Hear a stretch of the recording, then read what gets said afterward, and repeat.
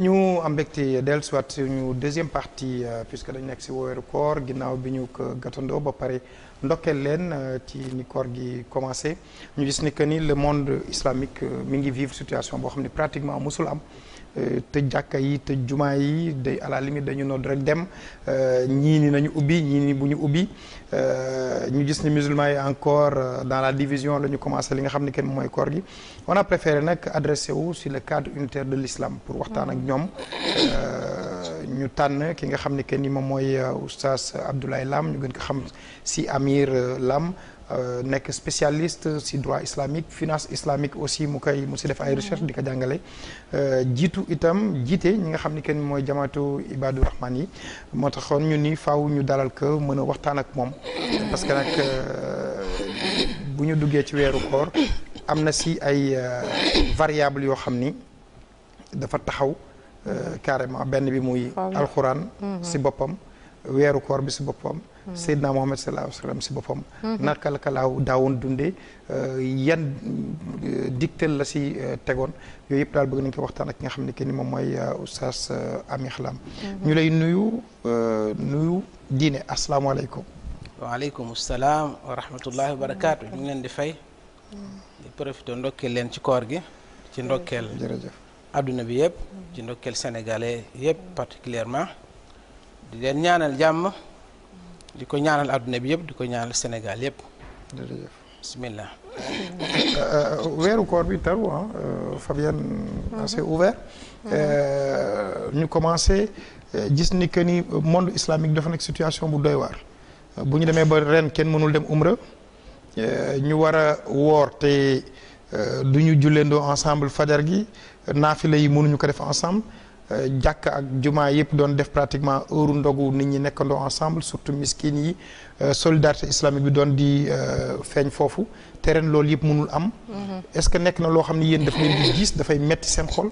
ba pare ngeen mën ko comprendre alhamdulillah wasalaatu wasalaamu ala rasulillah wa ala alihi wa sahbihi wa man wala alhamdulillah ala kulli xaal ab julit moom lu yàlla dogal rekk na wax alhamdulillah ndax yàlla du def ci hasard ñun la lii nekk lu bees ci ñun waaye moom ci xam-xamam bu jiitu xamoon na ne suñu àggee fin 2019 début 2020 situation bi dina am ci àdduna bi kon ci ñun la diis ci ñun waaye du diisul ci moom ñun ñoo ci am ak jaaxle moom amu ci ak jaaxle kon nañ ko sant ci situation bi ñu nekk ñaan ko mu génne ñu ci loolu mooy départ bi bu ko defee li ci diis ci ñun li koy oyofal mooy muñ ñaar moo am muñ soo ko defulee ñàkk pexe fii sës amuloo choix kon nañu muñ te muñ gi ñu génne ko suñu xol xam ne lii ab natt bu mu indi la ñu dékkoo ko noonu ci turu diine bu ko defee dina wàññi lool diisaay bi insha allahu taala bu ko defee li ngeen wax ci wàllu jàkka yi am na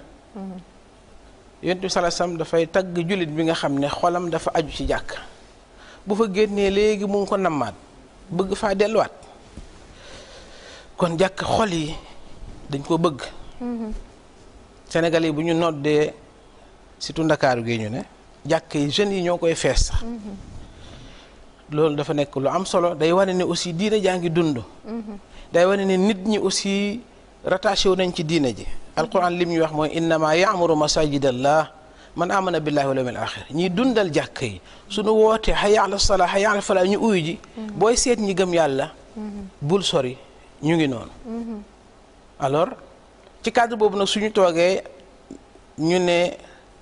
dama am moo bu may faral di wax nañu retirer nit ñi ci jàkk yi balaa leen fee mbas maa fekk di leen faagaagal man yëguma ne dañoo tëj jàkk yi problème moo am ñu retirer nit ñi en attendant pour sauver leen pour aar leen ba situation bi weesu ñu mën a dellu soit seen jàkk ak jàmm ak salaam li may njëkk a wax foofu mooy loolu ab choix la choix wu retirer nit ñi ci jàkk yi ndax ñu wàññi dégg nga dooley mbas mi ndax kenn bu fa duggoon wàll fa ñeneen bu subaa ñeñ ko wàllu ko ñeneen ba moytuwul jàkk je mën nañoo dem ba deuxième choix tëj ñu ñëw mooy nañu kon ne nit ñi di fi julli ba ñu bëri faatu duñ ko tal ñu tey jàkke boobu tam ab choix la am na troisième choix mooy ñu jël ay matuwaay di désinfecter jàkke yi sensibiliser nit ñi baat boobu laay njëkk a tudd ngir ñu discipliner ñu jël benn nombre bu restreint bu limité ñu julli ci jàkka yi sore wanteel sàppe yi comme ni ngeen koy gisee ci yenn jàkka yi mais troisième choix bi est-ce que le sénégalais ak ni mu libre du ma wax indiscipline bal ma wax libre ni mu libre kenn moomul kenn kenn jurul kenn kenn jëndul kenn est-ce que sénégalais bi dina la ko nangul kilifteef gi imam war a am ci koñ bi wala chef de ville quartier bi am ko wala chef de village bi ci dëkk bi wala sëriñ bi ndax bu ne nombre bii rek ñooy julli ci jàkk yi nit nañu ko nangu wala di nga gis ku ñëw ne moomoo jàkk ji loolu beneen choix la kon am na ñetti choix choix bi mooy retirer nit ñi ci jàkk ji en attendant mbas mi wàññeeku nit ñi dellu ci jàkk yi ba pare heure bu ne na bilaal bi nodd nit ñi xam ne waxtu yu jot na loolu c'est très important yonent bi sallallahu alayhi wasallam def na ko ci dundam ab taw mu ne bilaal noddal boo àggee ci hayya ala salaa hayya ala falaa nga ne sallu fi rihaalikum julli leen kenn ku ne fa mu nekk léegi loolu sax nekk na lu bees bi ñu ko commencé wax am na ñoo xam ne dañ koy ree parce que ay séeréer lañ seen àll wa guddul ñu yaakaar ne loolu lu bees la Ibnu Abbas nekk na gouverneur Basra ajjuma muy taw mu ne yaram naa nit ñi ci ñu xuus ci taw yi dem julli ji te mooy imam bi mooy le gouverneur même ne noddkat bi demal nga noddu boo àgg ci hayya ala salaa hayya ala falaa nga ne nit ñi sallu fi buyutikum julli leen seen kër yi tisbaar donc loolu benn choix la boo xam ne fi mu ne Sénégal yi presque mën nga wax ne ci li ma xam 90% wala 99 loolu la ñu adopté noddu nit ñi xam ne waxtu yu jot na ñu mën naa am bilaal bi julli ci jàkka ji moom ak kenn ko fa ne peut-être yenti jàkk yi dafay am alors beneen choix bi mooy li ma doon wax ñu kon ne bàyyi nit ñuy julli ji lu mbas mi def baax na ci liste histoire gis nañu ne ay peste ki ay taa'un xeetu mbas yi am na ci monde islamique ay yoon même ci jamono saaba yi am na ñu àgg ba ci nit ñi abandonné jàkk yi ndax kenn talatu ko jàkk yi tëjal seen bopp kenn tëju ko nit ñi ñoo ko talatul mu tëj ndax ñun dañoo tànn choix bu boole déet c'est sûr que ne autorités yi deuxième choix bu jëluñu ko ñoom dañoo teel ne nit ñi teggi leen seen tànk ci jàkk yi beneen choix bi mooy ñu organiser jàkk yi am nombre bu limité bu fay julli ndax jàkk ji bañ a faatu ndax xol yi bëgg jàkk li muy métti noonu mu wàññeeku tuuti waaw loolu beneen choix la am na quelques jàkk ci Sénégal ak quelques dëkk kilifa yoo xam ne noonu la ñu tànn def loolu tam beneen choix la ala kulli xaalin bu mu ci mën a doon bu ñu yëgee sunu diine yëg ne rek problème bi ñi ko def duwul xeex diine moo leen yëkkati parce que loolu itam am na ñoo xam ne foofu la ñuy yóbbu débat exactement oui état bi dafa bañ l'islam daf koy xeex dafay nangam day dugg fii day génn fële am na ñoo xam ne noonu lañ ko gisee ñoo moom seen bopp ñoo moom seen gis-gis kenn mun leen koo tere mais am na koo xam ne gisewu ko noonu li mu gis mooy dañoo bëgg a sauver nit ñi kii wax loolu itam aussi day wax ne marché yi mu ngi ubbeeku transport bi mu ngi ubbeeku moo tax it marché yi fi mu nekk. ñu commencé nañ tëj ñun tamit. c'est ça contamination yi marché yi lay commencé. commencé nañ koo tëj. donc dama bëgg a wax rek ne kenn ku ne ni nga koy jàngee ci ngay gisee ne lii lu métti la te nite la ko teg wala nga gis ne borom bi subhanahu wa taala moo indi mbiram naa ko muñ sama waa koñ xam nga lu ma leen wax premier jour gouverneur Dakar. wax ne def arrêté am ne nañu tëj jàkk yi julli nañ takkusaan ñu ne Oustaz kaay wax man leen benn jàkk lañ amoon ci koñ bi benn cité la plus de 150 maisons moo fa ne ma ne léegi am nañ 150 jàkk suñu jàkk dañu am chance 2007 ba léegi chaque lundi ñu ngi toog di jàng suñu diine ma ne occasion la 2007 ba 2020 ñaata at 12 ans ferme. waaye kenn ku ci nekk la nga doon jàng demal sa kër nag léegi nga pratiqué ko fa. ku ne ci yéen mat nga ilimaan. bu ma demee organiser sama waa kër aw ma woon chance julleeg ñoom les 5 prières léegi 5 prières la ñuy julli. la ma doon wax ak waa jàkk ji te sama waa kër jotuñ ci woon léegi ñu ngi ci doon jot ñeneen ñi nekk ci jàkk yi aussi seen kër soppeeku na jàkka. bu ñu paree kenn ku ne waaraate. benn séeréer a ngi ne ci jàkk yi fi la doon nekk xamuloon ne moom mat na ilimaan léegi yëg ne mais pourtant man ilimaan laa comme tout le monde. li mu doon capitaliser ci xam-xamu lislaam jàpp na ne xamuloon dara mu ngi koy wax këram mais yëg na ne moom ndeke am na lu mu xam. donc kon ma delluwaat métti bi mu ngi dépendre ci nit ki. nit ki moom mooy ndeysaan nit ñi dañoo bokkul am na koo xam ne lu ne rek da koy diisal jox benn image spéciale diisal ko am koo xam ne ni man la mel du ne da koy oyofal. bilaay dëgg la. bu ko defee waaye ñun ñëpp daal d'accord nañ ci mel ni mbir mooy lii moom yàllaa ko teg jaam yi. soo xamee loolu nag da nga koy delloo ci moom rek. dëgg la. boo amee loolu naqar yàlla dafa waxoon dellu si ci man inna lillahi wa inna ilayhi raji'un ci Covid 19 bi. dëgg la dëgg la kay. Imaam man nag dama maag benn bi ñuy préparé émission bi dama ne woon faw rek mu am kenn koo xamante ne vraiment koo xam ne dinañu ñëw jàngal si lu bëri daal. mooy may ñëwaat encore si li nga wax mooy ku nekk rek loo diisal mu diis man démb bi ñuy waajal nii dama jékki-jékki rek xool benn pièce boo xam ne dafa amoon quelques bagages ma génnee ko. daal di fa def moquette def fa ay tapis ak yooyu mu mel ni jàkk jël sama kaamiru alxuraan dugal si biir. macha maak sama doom ñuy julli c'était bien ma ne ma mais pourquoi léegi sax du ñu dem am na ñu ko am lu tax duñu dem Covid bi daf ñu war a jox beneen façon bu ñuy gisee ak beneen façon bu ñuy xalaatee. mooy dafa neex nga gis borom kër buy jiite famille parce que yenn saa yi ñu am ay néeg yoo xam ne soxlawuñu ko. wala yenn saa yi nga am sa benn doom boo xam ne benn néeg da koy jël pour moom. lu tax du ñu ñëwaat wala nga am fukki salon ak ñaar. lu tax du ñu jàngal suñu doom yi à partir de cette maladie là. di leen jàngal ne ku am sa kër foo mën ci nekk surtout ñu nekk extérieur mën ngeen am seen jàkk bu ndaw foo xam ne fu sell la foo xam ne di ngeen fa mën a jaamu yàlla. beneen question bi mooy. est-ce que xalaatuloo ne dafa am lu ñu def ba yàlla wàccee pandémie bi parce que pandémie bi bàyyiwul kenn man samay rongoñ dafa tuuru parce que bi ma gisee màkk wéet dafa am fu bëri dafa am fu mu yóbbu ma ne yàlla daal xëy na dafa wàccee lii pour jàngal ñu lu bëri loo xamante ni ñun xamuñu ko woon loolu ma bëggoon vraiment ci li ngeen def noonu aménager benn salle am njàkka waaw daanaka mooy li ma wax rek. nombre de maisons nombre de prières. lieu de prière. dëgg la. loolu lu baax la. idée bii nii mën naa sax émission yi mu jàll. benn waaye defuloon loolu mu yëg ni pourtant man am naa fii sama kër ñetti saal yoo xam ne mën naa ko aménage sax. muy jàkk ju tolloog jàkk ay koñ bi ah. am nañ ci saal yoo xam ne suñ jàkk yi toll na suñ saal yi toll ni jàkk ji koñ bi. dëgg la pourquoi pas ñu modifier ko def ko yegg. bi la si yonent bi sax waxoon na ne ju'ilatil ardu li masjidan wa tahuuran bi muy wax njagleel yi ko yàlla jagleel moom en tant que prophète te yeneen prophète yi amuñ ko woon mooy suuf si lépp yàlla daf ma ko ne jàkkale ci yow ak saw xeet fu leen julli fekk kàbbar leen.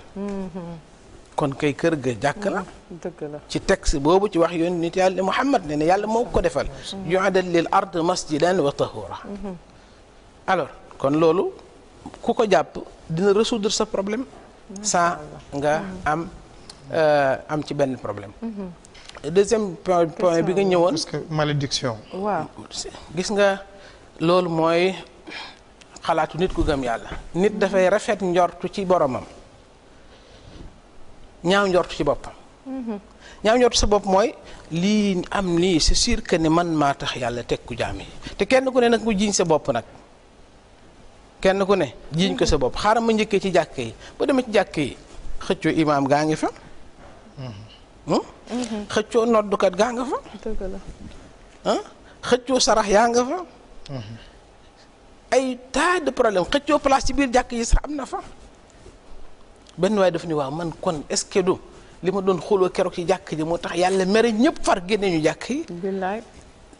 ab jullit noonu lay mel dafay am njort lu ñaaw ci boppam bi maanaam mbir su ñëwee da koy jiiñ boppam. danaan mën maa ko def. kon ñun ñëpp nañu wax ne ñun ñoo ko def. waaw te alquran junj na lu mel noonu. ma asabakum min musibatin fa bima kasabat aydikum lu leen dal yéen a ko teg seen bopp te yàlla ne na sax damay gëm sama bët ci lu bëri waaye afu an kathir borom xam ne dañuy wax ne balaa du wàcc lu dul nit ñi ñoo def bakkaar yàlla du ko yëkkati lu dul dañoo tuub kon ñun loolu la ñu am nañ yëg ne ñoo tooñ sunu borom subhanahu wa taala monde bi injustice bi fi nekk bëri na de dëgg la dëgg la foo dem ci àdduna bi ñu ngi taal ay guerre ci loo xam ne soo ko doon gëstu da ngay gis ne dara nekkul ci ginnaawam lu dul ak tooñ ak néewal nit ñi doole dégg nga ak bëgg intérêt am réew mu mag ñëw noggutu réew mu ndaw jël oram jël jamaam jël pétrole jël gazam jël ñoom seenam ay xéewalam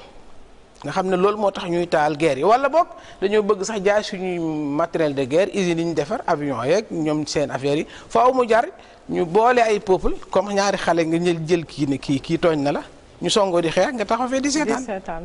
wala sax ñaari mbër nga fay kii fay kee ñu mbëkkante gaañante yóbbuwante ardo pour lan kon injustice laa bëgg wax ne bëri na ci àdduna bi population yi ñuy noot réew moo dem bëri na ci àdduna bi kuñ ci fal ndomb tàng jàkk ne ñun sax pal la ñuy wax Sénégal fii buñ ma defoon chef de quartier rek délégué de quartier sax rek ñu ne ma sa yaay ko liggéey waaw li may njëkk a def mooy may ak tànn wéer ak sabar te ab responsable lañ ma dénk boo xam ne yàlla dina ma ko laaj ëllëg Covid bii ñuy coow ak ndimbali ci génn rek dégg ngeen coow li ni mu ci kur ni mu amee ci kaw lay amee ba ci suufu suuf waaw du ñàkk imaam boo xam ne dañ ko jox 10 saak moom noddukat bi ñu séddoo ko ñoom ñaar bàyyi ñi ci des ñokk ci kaw def ko bu fekkee am na ñoo yem kepp donc injustice yooyu yëpp dama njëkkee ci injustice yàlla daf koo bañ ba wax ko ne daf ko bañ ne dama ko xaraamal ci sama bopp du ma tooñ kenn wa ma rabbuka bi zallamin lil abid yàlla du tooñkat la wax yàlla ko maandu la nim ko araamale ci boppam la ñu ko tere inni xaramtu zulma ala nafsi la wax dama araamal tooñ ci sama bopp wa jaaltuha muharraman baynakum ma def lu tooñ muy lu xaram seen diggante fala tazaalamu bu leen tooñante léegi baatu tooñ boo ko waxee ci wolof du diis mais boo ne injustice nit ñi dégg tubaab dañuy xam ne li ngay wax lu rëy la boo ne tooñ dañu jàpp benn waay bu jàpp benn waay tooñ ko mais injustice ñëpp xam nañ ko lu rëy la lu yaatu la mën na nekk injustice nationale mën na nekk bu communal injustice familiale bëri na waa ay forme famille yi boo demee fi mu ne doy na waar est-ce que Oustaz Samir booy xool bu baax mbir yi ni muy doxee Seydina Muhammad sallallahu alayhi wasallam dafa am fu mu tegoon tànkam am na mu daawoon doxale ñun tey Sénégal bu ñu waree dugg ci koor këru diine bu nekk ak na mu ko jàngatee na muy taxawee buñ cay génn itam ku nekk ak position bu mu si di am na sax ñu naan est-ce que le Sénégal n'a pas un islam différent de celui des autres pays ñu koy di tuddee l'islam confrérique est-ce que nekkul une force quelque part mais une très grande faiblesse si ni ñuy pratiquer suñu diine te tey ñu waroon rek mën a tegu ci ki nga xam ne mooy Seydina Muhammad sallallahu alayhi wasallam référence yi modèle yi ni nii lañ ko daawoon defee kon nañ topp si loolu pourquoi ñun mënaguñu egg foofu question bu am importance bu pertinente nga laajte gis nga lu ñu xaaj rek mu yàqu bu demee ci réew yu mag yi ñaata parti politique nga fay fekk aux États-Unis 2 grands partis démocrate ak kii républicain Sénégal ñaata parti fi ne ëpp na 300 waaw diine ji aussi noonu la mel dañ ko pàcc ñun ustaas yi ku ne bëgg nga am sas association sa jàkkaay bopp sa école bopp kenn ku ne loolu li muy firi mooy say intérêt bopp ngay xëcc sëriñ si kenn ku ne bëgg nga am loo moom ci taalibe yi ñu lay déggal sëriñ su ndaw si laa yu mag ñu wax ma leen ñu lay déggal di lay indi la adiya nga leen di dig loo xam ne xam nga ne moomoo ko ci cadre bu mel noonu nag kenn ku ci nekk fa nga jokk rek ngay xalaat bu dee ci politique bi ki yëkkati kàddu bu fekkee ne bu bokkul ak yow tendance du ci non aligné yi la bokk wala ci opposition yi la bokk wala majorité bi la bokk rek waxul dëgg li mu wax da nga ciy xëpp suuf. diine ji tam noonu la mel dañ koo pàccoo il faut ñu am audace wax ko. léegi il faut ñu jéem xam ne mbir yi benn la. ab république dafa am ay texte ay loi constitution bu naan nii la ñuy def ñu def ko diine ji dafa am alquran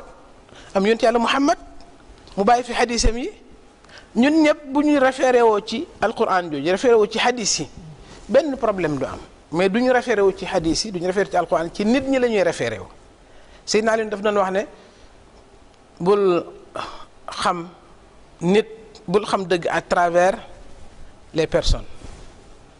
maanaam du nit ki ci ngay xamee dëgg da ngay xam dëgg rek dëgg ngay xam ci boppam nit ku ci tegu rek nga xam ne ah diw de mu ngi ci dëgg bu subaa bu ci keneen tegu nga ne ah diw it mu ngi ci dëgg bu subaa keneen nga ne mu ngi ci dëgg mais ñun fi mu ne dëgg ci famille lañ koy xool ci association islamique yi lañ koy xool ci personnalité yi lañ koy xool ci këri diine yi lañ koy xool dëgg nag moom dëgg rek la tudd. du divisé wu benn dëgg la Sénégal amul fukki weer ak juróom bu fekkee gis nañu weeru ci Sénégal ay gox yu bari gis ko fi waaye feeñ na Sénégal. kan la feeñal ñi bëgg a woor ñëpp. amul weer woo xam ne dafay feeñ pour man. bu suba am bu feeñ pour yow gannaaw suba sa bos feeñ kenn ci ñun amul weer wenn weer am weeru yàlla ni ne benn asamaan si fi lay feeñee bu jant bi sooyee lay feeñ te xam nga lu ñu santam séentu leen nga ne yàlla gis nañ mu ne woor leen jeex na gisuñu dafa niis mu ne kon jàpp leen ne matut mottali leen fanweer te affaire dafa yomb fa in xumma ankum fa akmilu iddata salaasiina yawman yéen sasam nee na bu ngeen séentoo gisi leen ndax daa niis niir yee fi ne daa xiin mottali leen fanweer weer wi moo xam da ngay wala da ngay wori li yombul lu ci am ñu ci ñun la kenn ku ci nekk kon da ngay fexe da ngay ñun dañuy xaar kenn ku ne groupe ba nga bokk wax ne gis nañ weer wi nga doog a nangoo woor ñu ne gis nañ ko nga doog a nangoo woor loolu moo ñu sonal bu ñu jàppoon ne wenn weer la yàlla nee nañu yéen xeet bi yëpp yéen umma bi yëpp benn umma ngeen wa anna haadihi ummatukum ummatan waahida benn umma ngeen benn borom ngeen am mu yàlla. fii mu ne na ngeen ma jaamu fii mu ne na ngeen ma ragal. dañ jaamu benn borom boobu. bu ko defee ñu taxawaat réviser waat suñu bopp xoolaat ku ne jàpp ne ci yow la démb ci avant timis am na ko ma woo. à partir de Kaolack wax ma lu am solo ne ma xabaar yii nga am yow ba woor boo ko woowoon sëñ diw jox ko mu jël ko. lu tax joxoo ko ma ne ko gañe nga. yaa wax dëgg man mii maa toor mais lii nga def nii baax na dina tax beneen yoon ne su ma amee xabaar woo ko. dëgg la jox ko xibaar yi ma am. dëgg la moom sax mu retourné boppam ci source ba laajte. mais nit di dëkk bi demee kenn ku ne soo amee xibaar da nga koy garder pour yow. ak ñi nga àndal. est-ce que kon ëllëg Abdallah est-ce que kon ëllëg yéen bésu penc du ngeen am problème ak Sénégalais yi yéen ñi nekkoon njiit yi. parce que xëy na tegul leen fi ngeen war a teg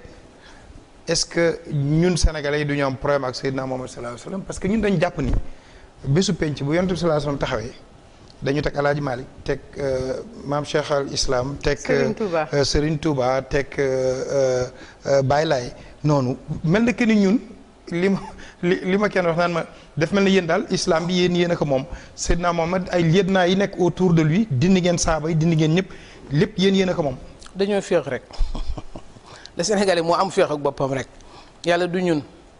ni muy doxalee du ñoo koy dicté duwul ñoo koy xalaatal ni muy doxalee duwul niñ gisee ñun moom lay doxalee moo taxoon sànq ma wax dañoo am sens alxuraan a ngi fi sunna yonent bi sallallahu alayhi wasallam ñun dañoo am ay référence yoo xam ne loo bëgg mën ngaa dem ci référence tibbi ko fa léegi nañu bàyyi loolu li nga wax dina am gis nga yomal xeyam ñëpp am problème yàlla wax nañu ne yonent yi dinaa leen laaj ñoom ñu def compte rendu ma laaj ñi ñu leen yónni woon ñoom ñu def compte rendu fala nasalanna alladina ursila ilayhim wala nasalanna al mursalin yonent bu ci ne sa peuple yàlla dina leen laaj su paree dina laaj le prophète même borom xam-xam yépp yowmal xiyaam yàlla dina leen laaj na laaj nit ñi ñu bokkal jamono dund lii ñuy dund nii ñun suñ jamono ji yàlla du ko laaj Alaaji Maalik jamonoom la koy laaj du ko laaj sëñ Tuubaa jamonoom la koy laaj du ko laaj kenn ci borom xam-xami Sénégal yi weesu ku ne jamonoom la koy laaj la mu responsabilité woon la koy laaj. ñun ñii nii toog fii. ñun la lay taxawal. laaj ñu li ñu ñuy laaj. bu boobaa nag. ñun ñuy am problème nañ préparer suñu réponse balaa ñu àgg. man dama naan toujours que suñu guide religieux yi muy comme Serigne Touba fi ma bokk ak yëpp ndax murit la ñoom ni ñu doxee ñun doxewuñu ko ni ñuy jëfewuñu ko. ku bëgg Serigne Touba aussi comme ni mu waxee képp koo xamante ne tur nañ la Touba wala sama taalibe nga araamal nañ la safara je ne sais pas ndax li may wax c'est exact parce que man loolu laa gëm est-ce que c'est pas aussi le moment que ñu defaat rétrospection xoolaat suñu bopp solidarité bi mu doon def ak yenn complexe yi mu amuloon vis-à-vis des tubaab parce que loolu tamit boo xoolee Covid bi aussi loolu indil nañu ko ñun dañu complexé gëmuñu suñu bopp bu ñu demee ba xalaat autosuffisance alimentaire parce que ñun suñu ceeb lekkuñu ko suñu soble démb maa ngi gis ay nit yoo xamante ne ay béykat yoo xam ne ñu ngi jooy pour ñu mën a ñëw jënd seen soble ñun lu nekk dañ ko importé Rwanda bi démb 94 amoon na fa guerre tey dañuy gis suñu ay kilifa yoo xam dañuy naan dañuy def comme waa Rwanda ñu dañu war a dépasser yenn yi ñu dem ba di gis yenn dëkk yi comme lu toll ni Chine ci discipline ci yaru ñoom ni ñuy mënee ñëw garab sax léegi ñoom dañ koy importer de la Chine pour indi ko fi xoolal suñu gan suñu dara motul est-ce que tamit laajul ci période bi nga xamante ne parce que am na lu bëri professeur loo xamante ne président loo xamante ne changé na ko ci suñu doxin ba man mi ci wax mooy jànq yi ku ci nekk yóbbu nga sa jànq ku ci nekk bàyyi nga sa jànq parce que yow li nga xamante ne moom nga koy laaj ci mbirum propreté moom gëmu ko moom nee na moom bu defee ay saaram tufli ko ci boppam c'est ok mais moom mi lay toggal ma nga xamante ne am na loo xamante ne yaa ngi koy xaar ci moom te gisoo ko kooku war ngaa defaraat sa kanam fay ko xaalisam mu dem ak jàmm ak salaam donc am na loo xamante ni ñun ñu ngi koy defaat man maa ngi togg maa ngi def nii maa ngi réorganiser suñu kii est-ce que tamit jotul bu ñu defee toute une journée ñu def rétrospection ah man de yàlla lii la ma santaan lii la santaan est-ce que man j'ai bien rempli ma journée vis-à-vis de mon prochain vis-à-vis de l'invité que j'ai vis-à-vis de mon entourage bi ci koñ bi nga xamante ne moom laa dëkk bañ a def bruit bañ a déranger li nga xam ne ku ci nekk ci ñun li nga xamante ne moom nga yelloo nga jox ko ci respect xam nga jox ko sa kii parce que man dafay am yenn saay damay jékki-jékki rek sama doom daf may gis may jooy mu ne ma lan la ma ne ko man daal xëy na damaa normalul mais man daal man xam damay ñeewantal daal yàlla mu ne ma loolu c'est un péché ma ne ko non parce que ñun amuñu xolu muñ mais regarde Dieu li muy muñ yëpp te moom moo yore solution yenn saay nga yàkkamti ci dara yenn saay nit war la defal dara loo xamante ne wala nit nga subir benn injustice nga ne lu tax yàlla di ma seetaan lu tax yàlla di ma teg bii nattu mais yàlla moo xam waxtu bi bu muy dénuder loolu moom moo xam lu tax mu la koy def ñun daal suñu gëm moo des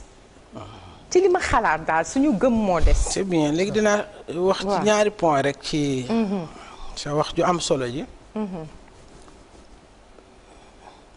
sunu diggante ak tubaab yi gannaaw ñoom ñoo fi jaaroon coloniser ñu dañuy jàpp ne ñoom ñoo fi gën a fort ñoo fi gën a aay ndax dañ ñoo notoon mais ci Covid 19 bi seeni faiblesse feeñ na bu baax a baax a baax fi ñu leen tegoon àgguñu fa même sax sur le plan médicinal fi ñu leen tegoon àgguñu fa ñun fii ku feebaroon ñu yóbbu ci ñoom tubaab bi fii ñëwoon ki njëkk a gis ne dafa am coronavirus fu mu fajoo fii la wéree ñu delloo ko waaw c'est vrai fii la wéree ñu delloo ko oui le vieux de 80 ans là waaw le premier cas waaw patient zéro c'est vrai oui kon fañ leen tegoon àgguñu fa léegi-léegaan sax ñu jàpp ne tubaab bi ñu gën jikko man gis naa ñu ne Europe ñoo xam ne seeni voisins dañuy am maladie bi ñëw di tëflu ci seeni loke pour wàll leen ko ana nite foofu bu fekkee da ngaa bëgg est-ce que du loolu sax moo tax mu tas ci ñoom de trop est-ce que du loolu moo tax ñu jël mesure draconienne yi ñu jël ne bu kenn génnati benn yoon kon seen comportement maa ngi doon wax ci suñu indiscipline gi Sénégal mais ñoom am nañ beneen façon indiscipline wala beneen façon coxor. beneen façon mbon beneen façon bañante boo xam ne yow da ngaa bëgg li la dal par force na dal nit ñi. dëgg la. donc kon sunu digganteeg ñoom jar nañu toogaat réviser ko. gis nga ni ñu waree jël ci ñoom dara lañ waree jël ñoom it ci ñun adduna bi.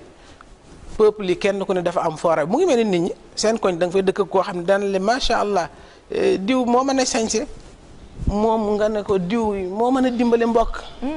diw moo fonk dëkkandoo léegi nag kenn ku ne fii mu foor fa nga koy roy mu jeex ñun am na lu ñu am loo xam ne ñoom amuñu ko am na looñ am ñoom te ñun amuñu ko nañ dem jëli ci ñoom la baax lañ bon le ñu bàyyi leen ko fi ñoom it ñu ñëw jël ci ñun lu baax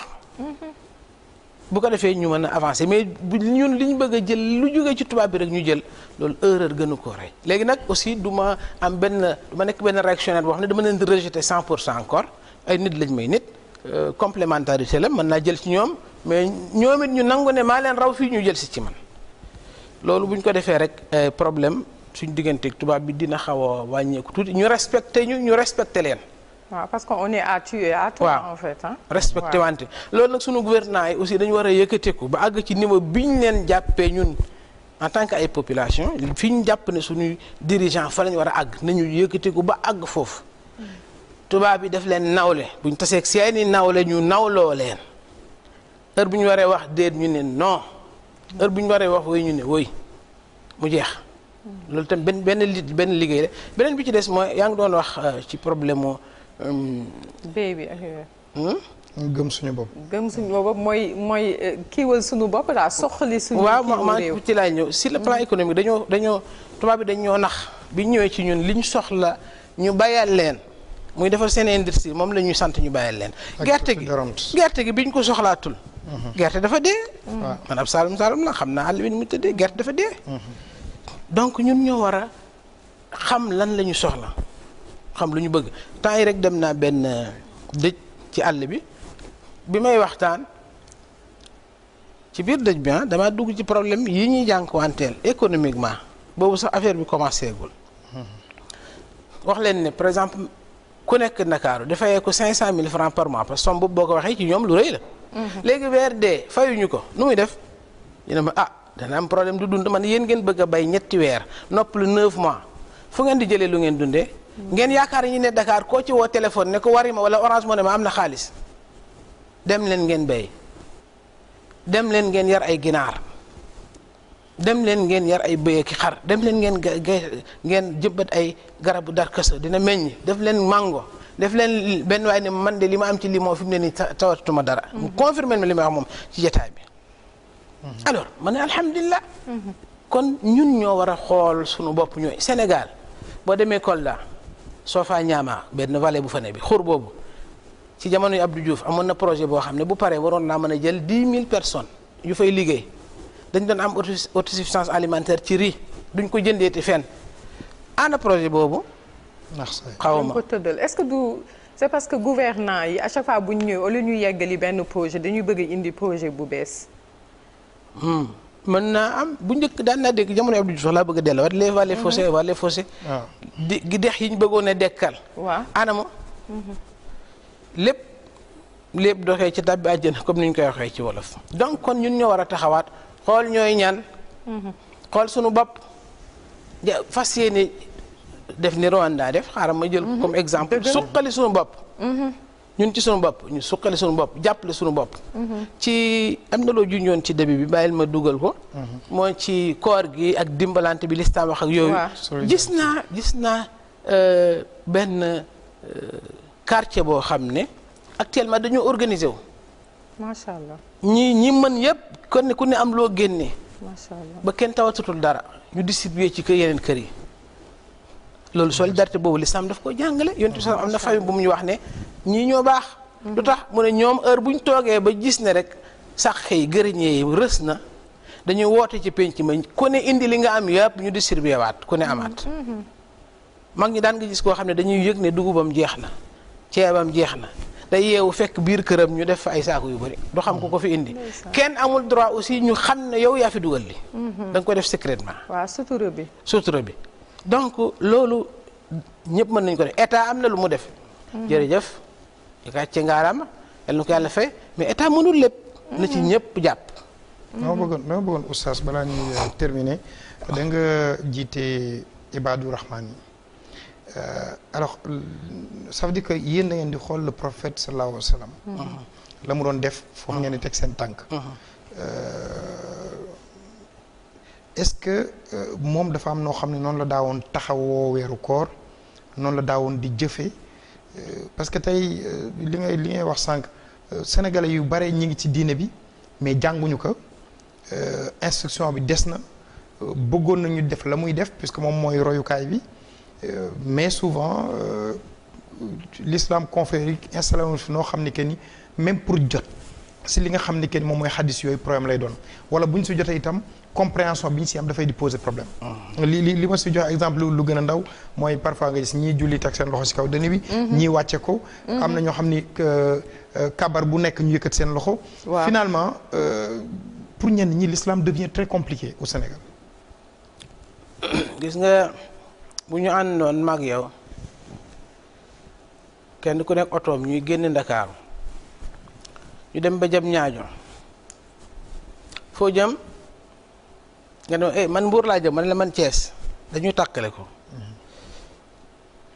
bu ma xoolee danaa la séen boo xoolee dig ma séen mais bu ñu demee ba ci kanam dig ma gisati. te bu xasee ba dem à gauche moom jeex na. jeex na loolu moo ñu dal c'est-à-dire li ma bëgg wax mooy waxoon naa fi sànq ne dañu am ay références.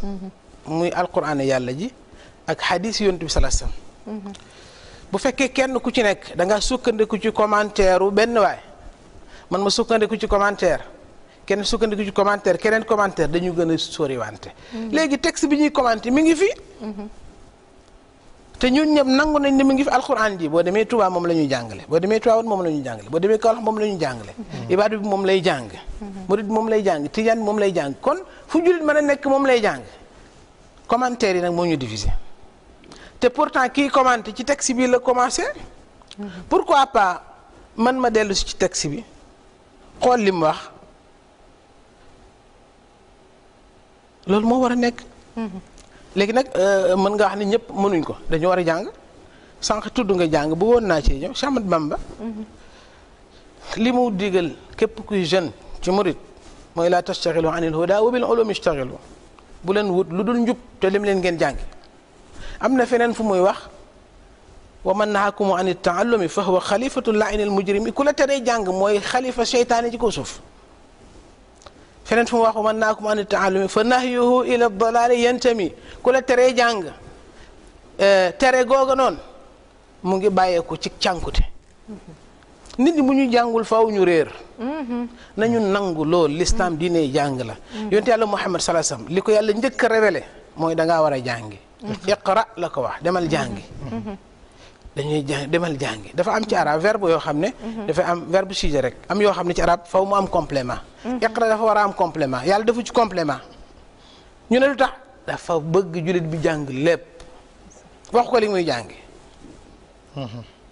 boo demee yowmal xam bu ne la iqra dañ daan kitaaba ka jàngal sa livre bii ñu jox la xoolal li nga ci defoon mais fi yàlla dafa ubbi rek jàng kon l'islam diine jàng la diine loo wax ak koo mën a doon ñu ne la foo ko teg qul haatu burhanakum in kuntum sadiqin wax nga dëgg indi sa preuve yéen bi sax dafa daan wax saaba yi teg ci baat ne ko lii révélation la bu la yàlla wax wala sa xalaatu bopp la bu ne sa xalaat la ñu ne ko ñu ne am nañ xalaat lii lañ ci xalaat mu nangoo bàyyi xalaatam boo ci seen xalaat dama bëgg wax ne diine yi kon ñun xalaati borom xam-xam yi ay borom xam-xam lañ dañuy wute ci nu ñu gisee texte bi nu ñu koy déggee seen jamono yi sax wuute waaw loolu tax ay divergence am ci bon bu boobaa nañ ko tuddee diversité waaye buum ñu jëlee soril source bi ndax ñu mën a séenante minimum toujours kenn ku ne gis sa morom di xam ci lu mu nekk lu oustaz di dénk téléspectateurs yi si weeru koor bi situation bi puisqu'il nous reste 2 minutes waaw mooy daal weeru koor weeru jaamu yàlla la jàkka ja benn cadre la woon bu ñu doon jaamoo yàlla ñu ngi ñaan état nañu ko ubbil waaw ba pare jàppale ñu organiser ko minimum bi mënta ñàkk di fa julli yi 5 prières yi ak vendredi yëpp laa wax loolu lay tëjee Macky Sall Abdoulaye Lam mu ngi lay adressé kàddu yooyu nga joxe ndigal ñu ubbi jàkkee ma waxaat organiser ko. waaw di wax Sénégalais yi nañu discipliné. waaw am na solo de. liñ leen wax ne nañu toog ci kër yi nañu takk masque yi. nañu ku ne région ba nga ne na nga fa nekk. distance yi nañu ko respecté. mbir mi kenn ku ne da nga ci am part de responsabilité. léegi dañuy jël yëpp xëpp ko Macky Sall déedéet man mii am naa ci part de responsabilité. di wax Sénégalais yi nañu dimbalante ci koor gi. am na solo nañu dimbalante te yàlla tax. am na solo den wax ne nañu fonk koor. nañ ci def seeni jaamu yàlla. waaye nañu tuub nañu dellu sunu borom subhanahu wa taala. nañu tuub nañu dellu ci yàlla mu naan ko nañ ko talal sunu loxo. wan ko ne ay jaamam yu ñàkk solo la ñu toroxlul ko. ñaan ko mu jéggal ñu teggil àdduna bi yëpp mbas mi. jërëjëf wa sallallahu ala nabiyina muhammad wa ala alihi wa sahbihi ajmain wa axiru daawana an alhamdulillahi rabbil alamin. jërëjëf oustaz Amir may nuyu waa cadre unitaire yëpp docteur Cheikh Gueye docteur Moustapha Mbengue. Fabienne le mot de la fin. waaw may nuyu rek tous les spectateurs yu ñu seetaan particulièrement sama ay xarit yoo xam ne ñu ngi France Sidi ak doomam Baara très imprégné dans la culture sénégalaise et africaine pour ci ay valeurs am xale bu am 18 ans ñuy wax ci koor gi et tout ça mu may wax que moom bien qu'il soit né là-bas mais il est imprégné ci ay valeurs am ak yooyu et tout ça ba pare muy nuyu aussi monsieur Ndiaye nee na ko dafa bëgg monsieur Ndiaye ndax monsieur Ndiaye ci kii yi mu def pour Covid bi. ba pare aussi ne woon que sëriñ yëpp nañu ñaan pour rey Covid bi defe naa ne ñun ñëpp ci loolu la ñu nekk. donc voilà may souhaiter un bon carême à toute la famille Ndiaye ba pare di ko souhaiter aussi à toutes les personnes yi nga xamante ni ñu ngi fiy liggéeyee ñu tàmbali ko ci bismillahi rahmani rahim yeggalee ko ci alhamdulilah ben. Merci beaucoup, merci ma sœur. On se retrouve samedi prochain. Imam Wali Seck depuis les États-Unis qui nous suit également ni d'accord na tout à fait ak les propos de Imam Lam. ñu leen di gërëm di leen sant mbokk yi di leen jox dox daje samedi prochain di leen ñaanal kendal jàmm weeru koor bu neex yàlla wàcce xewal yi ñëpp mën ko bokk. kenn ku nekk toog këram respecter les gestes barrières. 7 morts c'est déjà trop. Aujourd'hui on a eu 68 cas. C'est vraiment trop. Encore une fois portez-vous bien, prenez soin de vous.